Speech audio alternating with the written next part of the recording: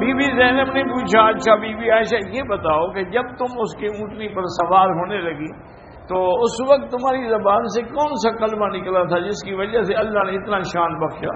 تم نے کہا میں نے یہی پڑھا تھا حسبی اللہ و نعم الوکیل۔ تو بی بی زینب نے کہا ہاں بالکل، مومنین کے لیے تو سب سے بڑا سہارا ہے یہ کلمہ۔ اللہ کی شان دیکھیں کہ سب باتوں میں اللہ کی حکمتیں ہوتی ہیں۔ جس شخص کے ساتھ صفوان المعطل السلمی کے ساتھ بی بی عائشہ کی تہمت لگائی گئی تو انہوں نے صحابہ سے کہا، انہوں نے کہا اللہ کے بندے میں تو مرد ہی نہیں ہوں، میں تو عورت کے قابل ہی نہیں ہوں، تو نعوذ باللہ میں کیسے گناہ کروں گا؟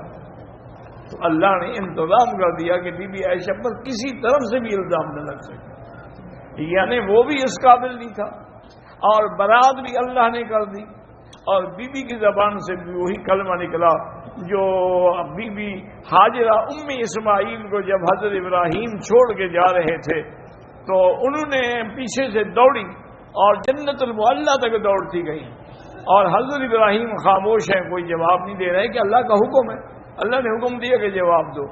تو بی بی نے پوچھا کہ تم ہمیں اپنی ناراضگی میں چھوڑ کے جا رہے ہو یا بحکم الجلیل، اللہ کا حکم ہے؟ حضرت ابراہیم نے فرمایا ہاں بحکم الجلیل، میں اللہ کے حکم فرمایا حسبنا اللہ و نعم الوکیل۔ تو آپ نے بھی یہی کلمہ پڑھا تھا جس کی وجہ سے اللہ نے وہ شان بخشی کہ آج زمزم بھی اور صفا مروا بھی قیامت تک ان کی نشانیاں ہیں جو ہمیشہ کے لیے جاری اور ساری رہیں گی۔ حضرت سیدنا ابراہیم کو جب آگ میں ڈالا گیا ان نے بھی یہی کلمہ پڑھا تھا حسبنا اللہ و نعم الوکیل۔ اور جنگ احد میں جب شکست ہوئی اور ابو سفیان نے نعرے مار کے صحابہ کو ڈرایا، سب نے یہی پڑھا حسبنا اللہ و نعم الوکیل۔ تو یہ ایک ایسا کلمہ ہے، ایسا اسم العظم ہے کہ جتنی بڑی مصیبت ہو اگر آدمی یقین کامل کے ساتھ پڑھے تو ساری مصیبتیں ٹل جاتی ہیں۔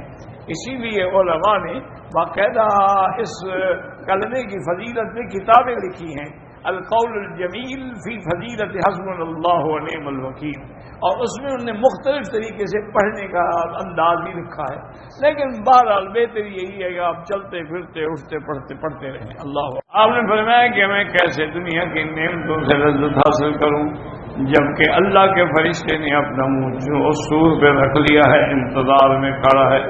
فقالوا یا رسول اللہ صلی اللہ علیہ وسلم کیف نقول، جب اتنی بڑی مصیبت کا وقت ہے تو کیا کہیں؟ اور قولوا حسبنا اللہ ونعم الوکیل علی اللہ توکلنا۔ یاد رکھیں یہ اس میں عزم بھی ہے، اور مشکلات میں، مقدمات میں، پریشانیوں میں اس سے بڑی اکثیر نعمت کوئی نہیں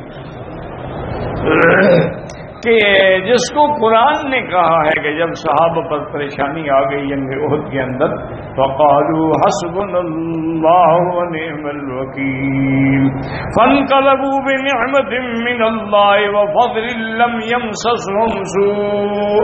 اب حالانکہ دیکھیں کہ احد میں صحابہ تو شکست کھا گئے، 70 شہید ہو گئے، لیکن اللہ کے اس کلمے کی برکت سے یہ ہوا کہ کافروں کو مدینے میں قبضے کرنے کی ضرورت نہیں ہوئی۔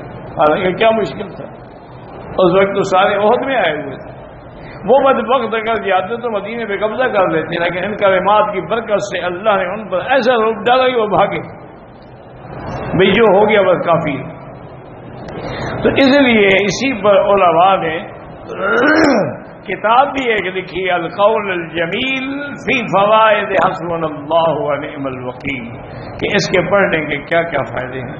بہرحال طریقے مختلف بزرگ بتاتے ہیں، کوئی کہتے ہیں روز 500 دفعہ پڑھے، کوئی کہتے ہیں 600 دفعہ پڑھے، کوئی کہتے ہیں 313 دفعہ پڑھے، بہرحال جتنا اللہ توفیق دے۔ تو یہ نعمت عظمیٰ ہے۔ وَنَحْشُرُ الْمُجْرِمِينَ يَوْمَئِذٍ زُرْقًا قِيلَ مَعْنَاهُ زَرْقَ الْعُيُونِ مِنْ شِدَّةِ مَا هُمْ فِيهِ مِنَ اللَّهْوَانِ۔ اب جب کافر اٹھیں گے تو آنکھیں ان کی جو ہے بدل چکی ہوں گی۔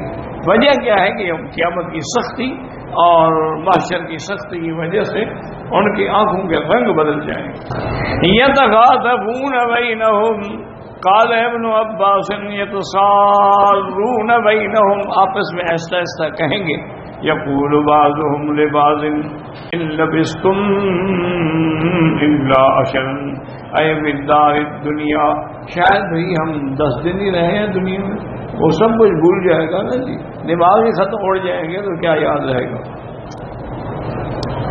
لقد كان لبثكم فيها قليلا عشرة أيام أو نحوها، تو پارا دنیا کی زندگی جتنا بھی وہ تھوڑی ہے، کیونکہ اصل زندگی تو آخرت کی ہے نا۔ جیسے اللہ فرماتے ہیں نحن اعلم بما يقولون، ہم جانتے ہیں یہ کیا کہہ رہے ہیں۔ اذ يقول امثلهم طریقۃ، امثلهم یعنی ان میں جو بڑا سمجھدار تھا نا، بڑا عقل والا، العاقل والکامل فیہم ان لبثتم الا یوما، اس نے کہا کیا کہہ رہے ہو 10 دن کا، ہم نے ایک دن گزارا ہے بس۔ لقصر مدت الدنیا فی انفسہم یوم المعاد، یہ کیوں کہہ رہے تھے؟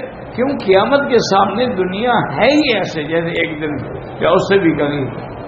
اس کے بعد فرماتی ہیں ان الدنیا کلھا وان تکررت اوقاتها وتعاقبت لیالیها وایامها وساعاتها، دنیا کی راتیں جتنی بھی گزرے کانھا یوم واحد، گویا کہ ایک دن کے برابر ہے۔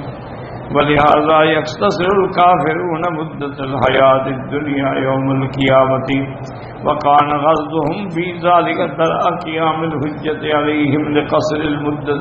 یہ کیوں کہہ رہے ہیں؟ وہ کہہ رہے ہیں ہمیں مہلت ہی ملی 1-2 دن سے سارا، اس لیے ہم سے کچھ ہی نہیں ہو سکا، ہمیں اگر زیادہ موقع ملتا تو ہم بھی مسلمان ہو جاتے۔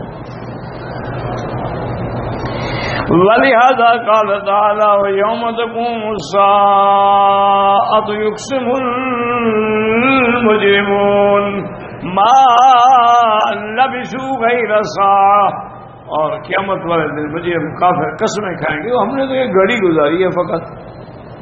وَلَكِنَّكُمْ كُنْتُمْ لَا تَعْلَمُونَ، جیسے لفظ نے اولم نعمرکم ما یتذکر فیہ من تذکر وجاءکم النذیر، کیا ہم نے تمہیں اتنی لمبی عمر نہیں دی، تمہارے پاس ڈرانے والے نہیں آئے؟ کم لبثتم بالارض عدد سنین قالوا لبثنا یوما او بعض یوم فاسأل العادین، وہ کہیں گے پتہ نہیں 1 دن گزارا ہے آدھا دن گزارا ہے۔ قال ان لبثتم الا قليلا لو انکم کنتم تعلمون، اے انما كان لبثكم فيها قليلا لو کنتم تعلمون لآثرتم الباقی علی الفانی، اگر تمہیں پتہ ہوتا تو تم پھر آخرت کی زندگی کو ترجیح دیتے، کیونکہ وہ باقی رہنے والی ہے، دنیا فنا ہونے والی ہے۔ ولكن تصرفتم فأسأتم التصرف قدمتم الحاضر الفانی علی الدائم الباقی، تم نے دنیا کی وہ جو ظاہری چیز اس کو قبول کیا اور جو باقی رہنے والی تھی اس کو بھول